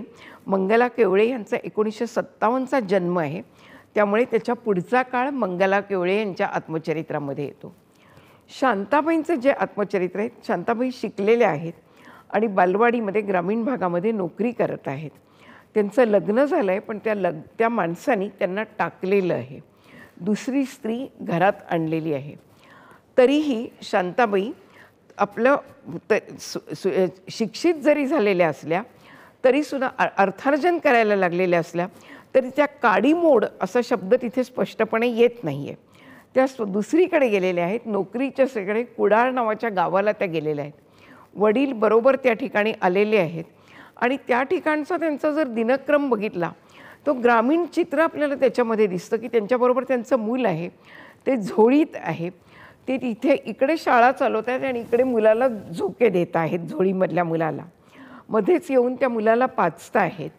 अशा प्रकारचं चित्र त्या काळामधले ग्रामीण भागामधल्या शाळांचं होतं आणि संबंध त्या ग्रामीण या नोकरीमध्ये त्यांना वेळ खूप कमी मिळतो आहे. रात्री 10ला त्या बाईला जेवायला मिळतं आहे, अशा प्रकारचं वर्णन त्याच्यामध्ये येतं. आणि भोवतालचे वडील त्यांच्याजवळ येऊन राहिलेले आहेत आणि मग ही एकटी बाई का, याची भोवतालची माणसं चौकशी करायला लागतात. ती माणसं चौकशी करतात की हिचा नवरा कुठे आहे. वडील सरळ सांगून टाकतात की तिच्या नवऱ्याने सोडली, त्यांनी दुसरी बाय आणून ठेवलेली आहे. मग आता ही इतकी तरणी बाई इथे एकटी कशी राहायची, कुर्डुवाडी म्हणतात आमच्या गावाला, असं तो माणूस बडाई म्हणतोय. वडील उत्तर देतात. तिथे आपल्याला वेगवेगळ्या स्तरातलं जीवन वडील ओरडतात, राहील केवढे दिवस राहील, नाही तर जाईल की कुणाचा हात धरून. आम्ही कुठे बामण आहोत की आमची अब्रू अशी जायची आहे म्हणून. असं वडील सरळ उत्तर देत आहेत. दुसरं ह्याच्यामध्ये असं दिसतंय की त्यांची जे नवऱ्याने आणून ठेवलेली जी बाई आहे ती धोंडी नावाची, तिच्याशीही त्याने लग्न केलेलं आहे. ती पूर्णपणे निरक्षर आहे. त्या धोंडीबरोबर भांडणं झाल्याबरोबर नवरा तिला फसवतो. शांताबाईंचा जो नवरा आहे तो तिला फसवतो. आणि तो तिला कसं फसवतो, तिला सांगतो तुझ्या माहेरी कोणीतरी आजारी आहे, तिला एस-टीमध्ये बसवून देतो आणि लगेच तो इकडे संपर्क शांताबाईंकडे साधतो आणि शांताबाई नवऱ्याच्या घरी परत जातात आणि त्यांचा संसार सुरू होतो. इथे त्या धोंडीची जी फसवणूक होते पोचल्यावरती की घरी आजारी कुणी नाही आहे ती कळते आणि आपल्याला त्या जीवनाची सुद्धा कीव येते, त्या धोंडीच्या जीवनाची. आणि स्त्री ज्या समाजामध्ये राहील तर राहील, नाही तर जाईल कुणाचा हात धरून, असं जिथे वडील बोलत आहेत त्या ठिकाणी सुद्धा स्त्री आपलं मूल घेऊन परत आपल्या नवऱ्याकडे येते आहे. असं नेमकं का घडतं आहे? पुरुषप्रधान संस्कृतीचा स्त्रीवरती किती दाब असतो, अशी अनेक प्रश्नचिन्ह शांताबाई कांबळ्यांचं आत्मचरित्र माझ्या मनामध्ये निर्माण करून गेलं. आणखीन खूप त्याला आयाम आहेत. आपण आता मंगला केवळे यांच्या आत्मचरित्राकडे वळूया. मंगला केवळे 1957मध्ये जन्मलेल्या, पदवीधर झालेल्या, बँकेमध्ये नोकरी त्यांना मिळालेली आहे आणि त्यांनी त्यांच्या मनाप्रमाणे त्यांच्या कोणीतरी असं सुचवलं आणि मग यशवंत केवळे यांच्याशी त्यांनी लग्न ठरवलेलं आहे. दोघं लग्नाच्या आधी व्यवस्थित भेटत आहेत, आपलं जीवन पुढचं कसं याचा उल्लेख करत आहेत, आपण काय काय करायचं त्याचे मनोरथ रचत आहेत आणि मग विवाहबद्ध होणार आहेत. पण त्यांचे दोनच प्रसंग मी सांगते की ही माणसं वर्णवर्चस्व किंवा ही माणसं उच्चभ्रू समापेक्षा उच्चभ्रू वातावरणापेक्षा कोणत्या वेगळ्या प्रश्नांना तोंड देत असतात. हा मुलगा यशवंत केवळे हा डॉक्टर आहे. जेव्हा हा मेडिकल कॉलेजमध्ये शिकत असतो त्यावेळेला आईवडिलांची मदत कुठच्याही प्रकारची नसते. तो जेव्हा डॉक्टर होतो त्यावेळेला तो हॉस्टेलमध्ये पायऱ्यांवरती त्याची आई येऊन बसते आणि मला ह्या मुलाला भेटायचं आहे, आता तो पैसे मिळवतो आहे आणि मला भेटेनासा झाला आहे असं म्हणून त्या पायरीवरती बोंबाबोंब करत आहेत. भोवताली सगळे डॉक्टर, त्यांचे शिक्षक सगळे हिंट आहेत आणि ह्याला हा मुलगा सामोरा जातो आहे. आई त्या ठिकाणी तमाशा करते आहे. ही मुलगी जी आहे हिचे वडील बँकेमध्ये येतात आणि तिला एकदम ती आतमध्ये काम करत असताना केबिनमधून ब्रँच मॅनेजरच्या तिला वडिलांचा आवाज ऐकू येतो आणि तिला काय ऐकू येतं, माझी मुलगी बघा तुमच्या बँकेमध्ये काम करते, आमच्या घरी येईना झाली आहे, आजीकडे राहते आणि स्वतःच्या मनाप्रमाणे वागते आहे, तर आम्हाला पैसे पाहिजे आहेत तिच्याकडून म्हणून मी बँकेत आलो. आणि इकडे त्या लिहित आहेत की मी अगदी मला मेल्याहून झालं असतं की समोर काउंटरवरती लोक ऐकत आहेत आणि माझ्या आयुष्यामध्ये हे नेमकं काय घडतं आहे. अत्यंत चिकाटीनं दोघांनीही वाटचाल केलेली आहे आणि आपल्या कुटुंबाला वर आणण्याचा प्रयत्न केला आहे. पण यशवंत केवळे यांना अपघाती मृत्यू आला आहे आणि पुढचं जवळजवळ 40 नंतरचं जे आयुष्य आहे ते मंगलाबाईंनी एकटीनेही केलं आहे. आणि मग पुढे त्यांनी लिहिलेलं आहे की माझा नवरा म्हणजे जे आपलं आयुष्य आहे ते जगायचं आहे प्रत्येक सेकंद, ते ह्या आत्मचरित्राचं नाव आहे. पुढे त्यांनी मुलांना मोठं कसं केलं, पुस्तकाची आवड कशी लावली, ही सबंध त्यांची वाटचाल त्या आत्मचरित्रामध्ये आलेली आहे. आणखीन आता पुढे मी सर्वसामान्य गृहिणींच्या आत्मचरित्र, ज्यांच्याभोवती कोणतंही वलय नाही आहे, अशी 2 आत्मचरित्र निवडलेली आहेत. एक आत्मचरित्र आहे सिंधू गाडगीळ यांचं, 1915चा सिंधू गाडगीळ यांचा जन्म आहे. आणि दुसरं आत्मचरित्र आहे विद्यादेवी परचुरे यांचं, 1923चा त्यांचा जन्म आहे. ही 2 आत्मचरित्र पुन्हा मी का निवडली आहेत ते सांगते. 1915मधलं सिंधू गाडगीळ यांचं जे आत्मचरित्र आहे ते अतिशय सुखी सहजीवनाचं, सुंदर सुशिक्षित आयुष्य जगणाऱ्या दाम्पत्याचं जीवन आहे. आणि विद्यादेवी परचुरे हे सुशिक्षित पदवीधर स्त्रीचं अत्यंत भग्न अशा सहजीवनाचं चित्र असलेलं आत्मचरित्र आहे. सिंधू गाडगीळ यांच्या घरामध्ये काही कटकटी. माहेरी तर 1915चा जन्म, हुजूर पागेमध्ये उत्तम शिक्षण झालेलं. पण आपल्याला आता त्यावेळेला आईवडील थकलेले आहेत आणि आपल्यावर खर्च पडेल म्हणून कोणीही त्यांच्या लग्नाच्या बाबतीत पुढाकार घेत नाहीत. ओळखीतून त्यांना हे गाडगिळांचं स्थळ सांगत आलेलं आहे आणि हा मुलगा इंजिनियर आहे. पण त्या काळात इंजिनियर म्हणजे काय हे लोकांना कळत नव्हतं फारसं. 1930च्या आसपासचाच हा काळ आहे. साधारण 1915चा जन्म आणि त्यावेळेला त्या 20मध्ये आहेत, म्हणजे 1935च्या आसपासचा असा हा काळ आहे. त्यावेळेला नेमकं कळत नव्हतं आणि यांची नोकरी इंजिनियर म्हणून एका टाटाच्या विमान कंपनीमध्ये होती. आणि त्यानंतर त्यावेळेला काय काय अडचणी येतात, तर घरामधली वादंग इतकी वाढतात की दोघं एकमेकांना भेटतात आणि सांगितलेलं आहे ह्या माणसानी की माझ्या आता आई वडील नाही आहेत, पण माझी इच्छा लग्न करण्याचे. दोघं एकमेकांना समोर येऊन तर स्वतः या मुलांनी लग्न ठरवलेलं आहे. आणि हिची जेव्हा कुचंबणा व्हायला लागते माहेरी, तेव्हा लग्नापूर्वी त्राग्याने किंवा कुठेतरी मन मोकळं करायचं म्हणून हे गाडगीळ दिल्लीला असताना तिने त्यांना पत्र लिहिलेलं आहे की माझ्या अशा अशा अडचणीत मला आता खरोखर इथे राहावंसं वाटत नाही आहे, एक एक दिवस कठीण होतो आहे. त्यांनी ताबडतोब लिहिलेलं आहे की आपली लग्नाची तारीख जरी पुढची असली तरीसुद्धा तू अशीच माझ्याकडे लगेच निघून ये. आणि मग त्यावेळेला 1935 साली लग्न झालेलं नसताना आईला सांगून ही मुलगी घरातून बाहेर पडली आणि मुंबईहून दिल्लीला गेली आणि तिथे त्यांनी देवळात जाऊन लग्न केलं. आणि तरीही आम्ही अगदी व्यवस्थित स्वतंत्रपणेच राहत होतो असं त्यांनी लिहिलेलं आहे. आणि पुढे त्या म्हणतात की हिंदी सिनेमामध्ये काल ओळख झाली आज लग्न की लगेच माँ बननेवाली जी आहे तशी वेळ माझ्या मित्रांनी माझ्या प्रियकरांनी माझ्यावर येऊ दिलेली नाही असं म्हणून पुढचं त्यांचं सहजीवन जे आहे की त्याच्यामध्ये विमानाचा आरंभ काळ येतो. त्या असं मनोरात चढून जातात आणि मग विमानामध्ये चढतात. लग्नाच्या आधीच एकदा त्यांना विमानात बसायला मिळालेलं आहे. हे सगळं त्या काळाचं दर्शन ह्या आत्मचरित्रामध्ये थेट आपल्याला बघायला मिळतं. इथून पुढे मी जाते विद्यादेवी परचुरे यांच्याकडे. 1923मधला विद्यादेवी परचुरे यांचा जन्म आहे आणि आधी आईचं जीवन भंगलेलं आहे. वडील आईला सोडून गेलेले आहेत. त्यामुळे ही मुलगी शाळेमध्ये हिचे वडील हिच्याकडे राहत नाहीत, ह्याच गावात पुण्यामध्ये दुसरीकडे राहतात म्हणून हिच्याकडे जरा वेगळ्या नजरेने पाहिलं जात आहे. पण आई नोकरी करते, स्वतःचं जीवन उभं करते, लेकीचं जीवन उभं करते. ही मुलगी पदवीधर होते चांगली. हिच्या लग्नाच्या वेळी वडिलांचं वेगळं राहणं हे आड येतं. हिचं लग्न लवकर जमत नाही. हिचे वडील मृत्यू पावल्यावरती हिचं लग्न जमतं. शेवटपर्यंत ह्या दोघी भेटायला एकदम गेलेल्या आहेत आणि नंतर हिचं लग्न या परचुरेंशी जमतं. वकील आहेत ते. ही त्यांच्याकडे मुंबईला जाते येते आहे. पण पहिल्या बाळणपणाच्या वेळीच त्यांनी तिला जी माहेरी आणून ठेवलेली आहे ती परत नेण्याची ते बातच करत नाही आहेत. आणि नंतर त्यांनी तुझ्या शिक्षणाचा उपयोग व्हावा म्हणून तिला कृषी विद्यापीठामध्ये इंग्रजीची प्राध्यापिका म्हणून नोकरी मिळवून दिलेली आहे. आणि पुढे स्वतःच्या घरामध्ये दुसरी बाई किंवा मैत्रिणी अधूनमधून येऊन राहत आहेत मुंबईला. आणि मग पुढे ह्या बाईंना नंतर ह्या मधून जात आहेत. आणखीन 2 मुलांचे जन्म झालेत. दर शनिवार रविवारी ह्या मुंबईला जात आहेत आणि सतत नवऱ्याशी जमवून घेण्याचा प्रयत्न करत आहेत आणि आपली नोकरीही टिकवून आहेत. 1957च्या आसपास नोकरीत त्यांना बदली मिळून त्यांना जाणं भाग पडतं आहे नागपूरला. ती आपली मुलं तिकडे आईकडे पुण्यामध्ये ठेवून ह्या बाई नागपूरला गेलेल्या आहेत.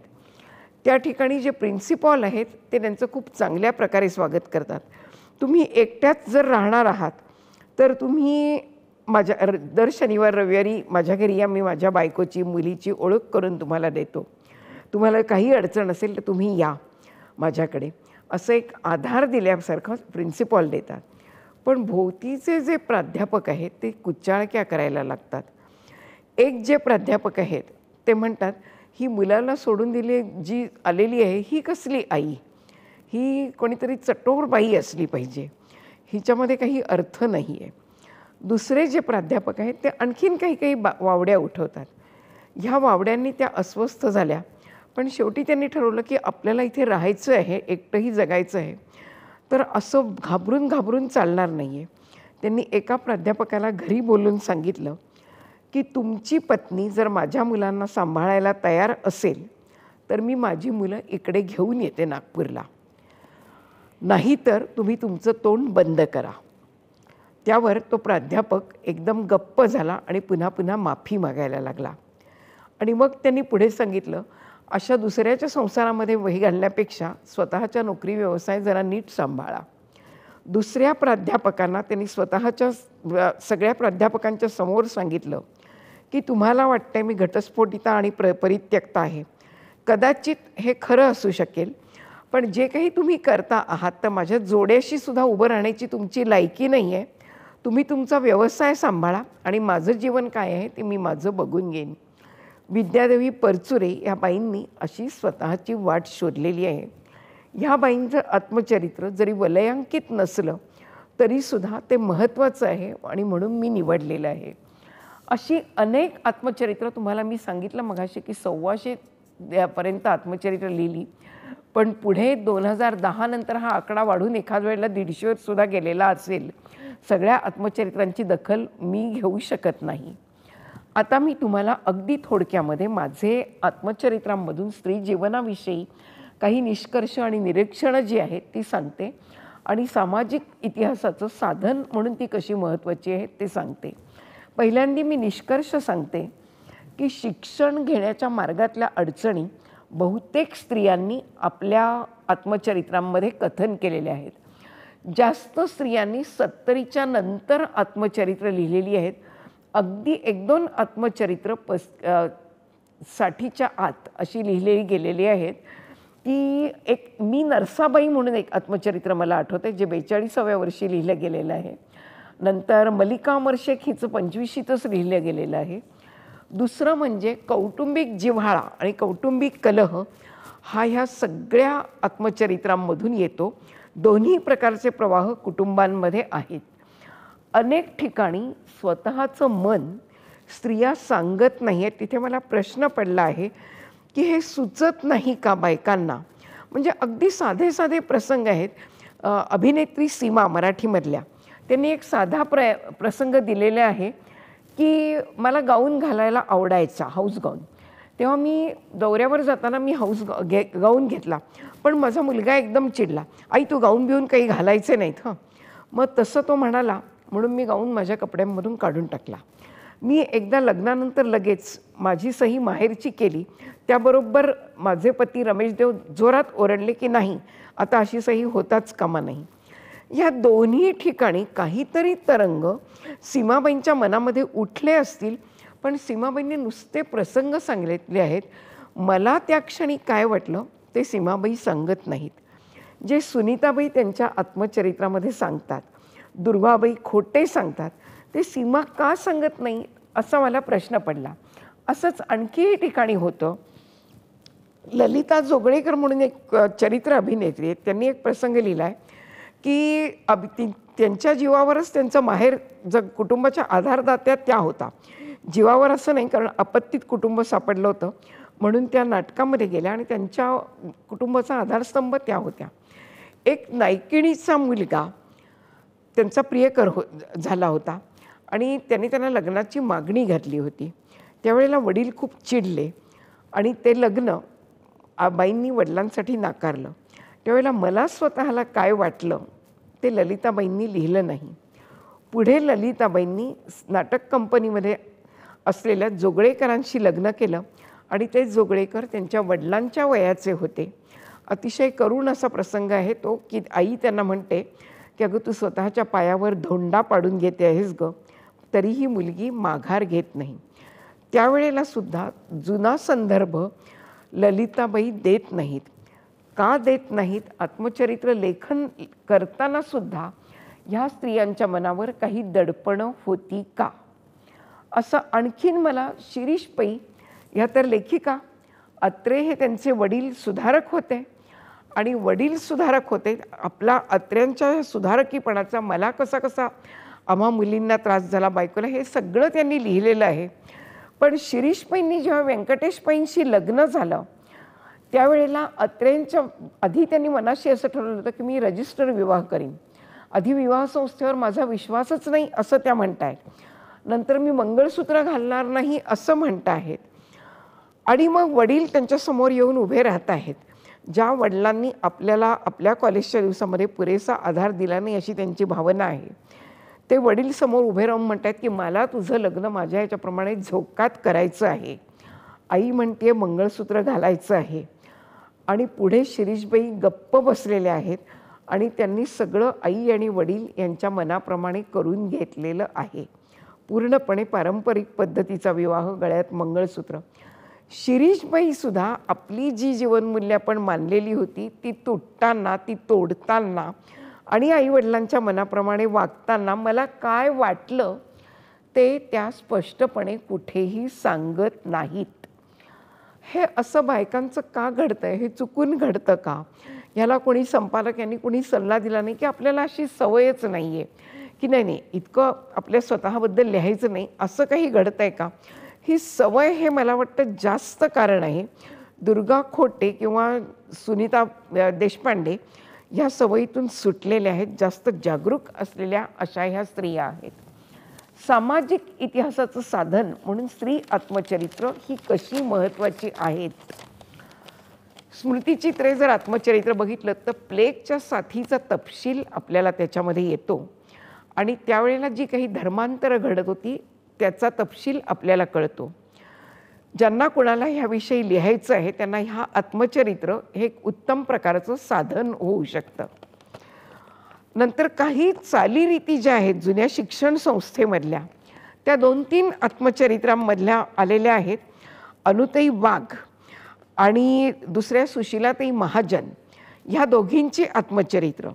या दोघींच्या आत्मचरित्रांमध्ये दृश्य अशी येतात की मुलीची पाळी सुरू झाली, मुलगी वयात आली, मुलीची पाळी सुरू झाली की महिन्याचे 4 दिवस शाळेमध्ये त्या बाजूला बसतात. शिक्षिका ज्या आहेत त्यासुद्धा त्यांची जेव्हा पाळी सुरू असते त्यावेळेला अशा दुरून पाटी ठेवतात आणि मुली दुरून ती पाटी घेतात. हे जे वातावरण आहे हा सुद्धा एक प्रकारचा स्त्रीविषयक सामाजिक इतिहास आपल्याला काही आत्मचरित्रांमध्ये बघायला मिळतो. ललिता जोगळेकर यांच्या आत्मचरित्रामध्ये मला आणखीन एक धागा मिळाला. त्या लिहितात त्यांचं आत्मचरित्र गोव्यामध्ये गेलं आहे. त्यावेळेला गोव्याची भाषा भोवताली सगळीकडे कोकणी होती पण शिक्षण मात्र मराठीमध्ये सुरू होतं.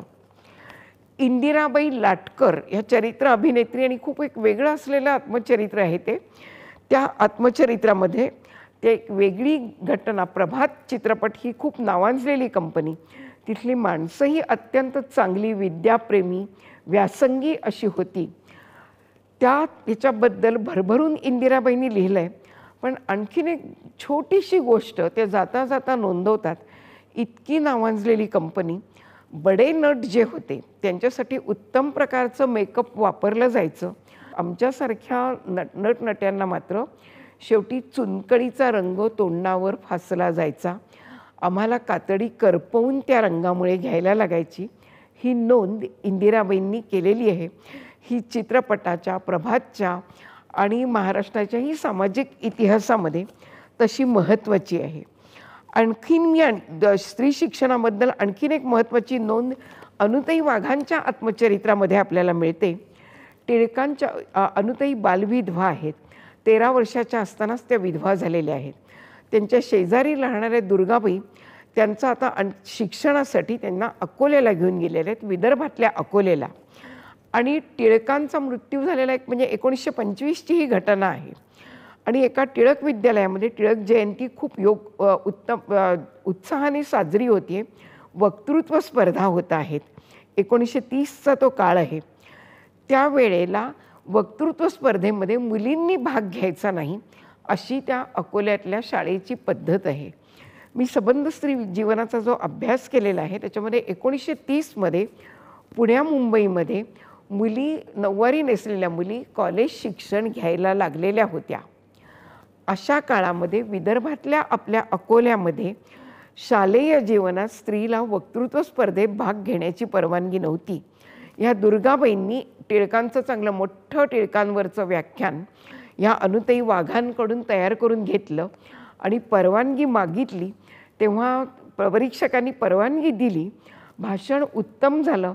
पहिल्या नंबरचं हे भाषण आहे, पण मुलींना परवानगी नाही म्हणून आम्ही ह्याला पारितोषिक देणार नाही असं जाहीर केलं गेलं. स्त्रीच्या इतिहासातली ही महत्त्वाची नोंद आहे. कमल भागवत 1920चा जन्म आहे. ह्या कम्युनिस्ट कार्यकर्त्या होत्या त्या काळातल्या. त्यांनी त्यावेळेला म्हटलेलं आहे, मी लग्नामध्ये मंगळसूत्र घातलं नाही कारण हा म्हणजे नवऱ्याने घातलेला एक त्याच्या मालकीचा गळ्यातला पट्टा आहे असं मला वाटतं आणि मंगळसूत्र कोणीही घालू नये ह्या प्रकारच्या विचाराला 1935 ते 40मध्येच सुरुवात झाली होती. तरी आजसुद्धा पुरुषाला लग्नाची कोणतीही खूण नाही आणि स्त्रीसाठी मात्र ही लग्नाची खूण आहे.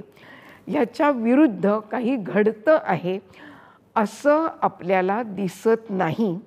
स्त्री इतिहासाच्या दृष्टीने मला म्हणून आत्मचरित्र ही सामाजिक इतिहासाची, स्त्री इतिहासाची अनेक नोंदी करणारी महत्त्वाची गोष्ट आहे असं वाटतं.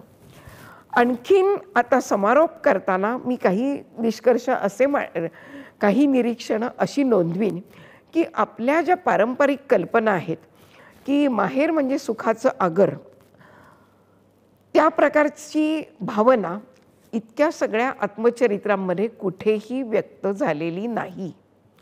शिक्षणाची आवड आहे आणि माहेर हे ओघामध्ये दूर पडलेलं आहे. नोकरी करणाऱ्या स्त्रियांच्या मार्गामध्ये अनेक प्रकारच्या अडचणी आलेल्या आहेत आणि त्या अडचणी ह्या निरीक्षणांमध्ये व्यक्त झालेल्या आहेत.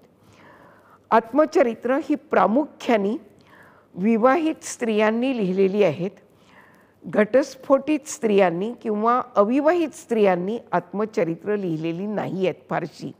हाताच्या बोटावर मोजता येतील इतकीच घटस्फोटित स्त्रियांची आणि अविवाहित स्त्रियांची तर आणखीन आत्मचरित्र कमी आहेत. वत्सला भाटे या अविवाहित स्त्रीनी जे आत्मचरित्र लिहिले आहे त्यामुळे तिने संबंध आपल्या नोकरी क्षेत्रातला अनुभव लिहिला आहे आणि व्यक्तिगत जीवन कसं होतं ह्याविषयी पूर्णपणे मौन पाळलेलं आहे. मला आठवतं आहे 35-40 वर्षांपूर्वी स्त्री मासिकामध्ये एकट्या स्त्रियांबद्दलचं काही आवाहन केलं होतं लिहावं म्हणून. त्यावेळेला कुणीही लिहिलं नव्हतं आणि नावं जाहीर केली जाणार नाहीत असं म्हटल्यावर अनेकींनी लिहिलं होतं. आत्मचरित्रांमध्ये मला असं वाटतं विवाहित स्त्रियांच्या समस्या जितक्या येतात तशा अविवाहित स्त्रियांच्या का येत नाहीत, त्यांच्यावर जास्त दडपणं आहेत का, हा प्रश्न माझ्या मनामध्ये आहे. अविवाहित स्त्रिया, घटस्फोटित स्त्रिया, एकटीचं जगलेल्या स्त्रिया ह्या बाजूनी जोपर्यंत ह्यांची बाजू पुढे येत नाही तोपर्यंत मला पुष्कळदा असं वाटतं की स्त्रिया भग्न सहजीवनसुद्धा का निभावतात ह्याची उत्तरं आपल्याला सापडणार नाहीत. संबंध 75 आत्मचरित्र साधारण जर मी वाचली असतील तर त्याच्यातली 10 आत्मचरित्र ही सुखी आणि संपन्न सहजीवनाची आहेत. 10 आत्मचरित्र ही ठीक आहे ह्याच्यामध्ये जातील आणि बाकीची सगळी आत्मचरित्र ही अधिकतर कलहाची आणि फार थोड्या जिव्हाळ्याची अशी आहेत. स्त्रियांनी पुन्हा मुलांविषयीचे जे संघर्ष आहेत ते मोकळेपणाने लिहिलेले नाही आहेत. तुलनेने नवऱ्याबरोबर झालेले संघर्ष हे मोकळेपणाने लिहिलेले आहेत. मुलांनी केलेले अपमान हे सहन होतात किंवा नाही ह्याबद्दल एकदा कधीतरी स्त्रियांमध्ये गप्पा चाललेल्या होत्या. त्या प्रकाशात मी थोडंसं ह्या प्रसंगाकडे बघितलं तर बऱ्याच जणींच्या बोलण्यात आलं की नवऱ्याचं काही नाही, तो अपमान करतो आणि आपण पुन्हा जुळवून घेतो. मुलांनी अपमान केलेला सहन होत नाही काही जणींना. म्हणून स्त्रियांनी अपमान झालेले लिहिले नाहीत का? स्त्रियांची आत्मचरित्र ही काही प्रश्नांची उत्तरं देतात आणि काही प्रश्न आपल्या मनामध्ये निर्माण करतात. म्हणून मला असं वाटतं की आपण जेव्हा एका सुखी संपन्न अशा सामाजिक जीवनाकडे, निकोप अशा कुटुंब व्यवस्थेकडे जाऊ इच्छितो त्यावेळेला ह्या सगळ्या आत्मचरित्रांवर खूप विचार व्हायला हवा आहे. आणि विनंती अशी करते की ही आत्मचरित्र स्त्रियांची, स्त्रियांनी स्त्रियांसाठी असं मानू नका. पुरुषांनी ही आत्मचरित्र विशेषत्वाने वाचली पाहिजेत. पुरुषांनी आणि स्त्रियांनी मिळून ह्याच्यावरती चर्चा केल्या पाहिजेत. आणि ह्या चर्चांमधून एका निकोप अशा कुटुंब व्यवस्थेकडे जाण्याचा मार्ग, संपन्न सामाजिक जीवनाचा मार्ग आपल्याला सापडू शकेल. त्याच्याकडे कृपया दुर्लक्ष करू नका. सर्वसामान्याच्यामध्ये आणखीन मी सर्वसामान्य स्त्रियांनी जशी आत्मचरित्र लिहिली तशी सर्वसामान्य पुरुषांनी आत्मचरित्र लिहिली असं माझ्या पाहण्यात नाही आहे. पुरुषांच्या बाबतीमध्ये जे वलयांकित आहेत, म्हणजे जे नट आहेत, लष्करी अधिकारी आहेत किंवा लेखक आहेत, नेतृत्व करणारे आहेत, अगदी महात्मा गांधी, नेहरूंपासून आजच्या नेतृत्वापर्यंत त्यांनी सगळ्यांनी आत्मचरित्र लिहिली आहेत. पण सर्वसामान्य, जसं आपण गृहिणी म्हणतो तसं सर्वसामान्य गृहस्थांनीसुद्धा मोकळं होऊन स्वतःची आत्मचरित्र लिहायला हवी आहेत. आपल्या चांगल्या, निकोप, आरोग्यदायी अशा समाज जीवनासाठी मोकळं होणं हे गरजेचं आहे. मोकळं व्हायला लागलो की आपल्या लक्षात येतं घराची इब्रत वगैरे असं काही नाही. जुनी जी म्हण होती तर घरोघरी मातीच्या चुली असतात. आता मातीच्या चुली गेल्या, घरोघरी गॅसच्या चुली आल्या आहेत. गॅसच्या चुली जाऊन आणखीन पुढे काहीतरी येईल. पण सगळ्या समाज घटकांची मनं मोकळी व्हायला हवीत. त्याच्यामध्ये अंधा पाश्चात्य कमालाचं अनुकरण किंवा भीती असते, मग कुटुंब जास्त उद्ध्वस्त होतील का? उद्ध्वस्त नाही होणार कुटुंब. आपण एका चांगल्या कुटुंब जीवनाकडे कारण अशी अस्वस्थ कुटुंब एकसारखी उराशी बाळगून खरोखर काय करायचं आहे ह्याचा विचारसुद्धा स्त्री आणि पुरुष अशा दोघांनी मिळून करायला हवा आहे. स्त्री आत्मचरित्राचं हे चांगल्या प्रकारचं योगदान महाराष्ट्राच्या सामाजिक इतिहासाला आहे. दलितांच्या आत्मचरित्रामुळे दलितांची परिस्थिती सुधारायला मदत झाली, त्यांची दुःख वेशीवर टांगली गेली, हे आपण महाराष्ट्राने अनुभवलेलं आहे. तसंच स्त्रियांच्या बाबतीतही घडू शकतं. पण स्त्रियांच्या बाबतीत आपण, स्त्रिया हा थोडासा विनोदाचा विषय आहे, टवाळीचा विषय, क्षुल्लक विषय आहे असं म्हणून टाळतो. कारण त्यांच्यावर जो अन्याय होतो तो अन्याय, दलितांवरती जो अन्याय होतो तो जसा ठोसपणे दिसतो तसा स्त्रीवर होणारा अन्याय हा ठोसपणे होत नाही. पुष्कळदा त्यांना जी असमान वागणूक दिली जाते त्याचं उदात्तीकरण केलं जातं. त्या उदात्तीकरणामध्ये तो अन्याय झाकला जातो. स्त्री आत्मचरित्र खुल्या दिलाने वाचलीत आणि चर्चा केलीत तर नेमकं त्या अन्यायाचं स्वरूप आपल्याला स्पष्ट होईल. एवढं सांगून मी थांबते.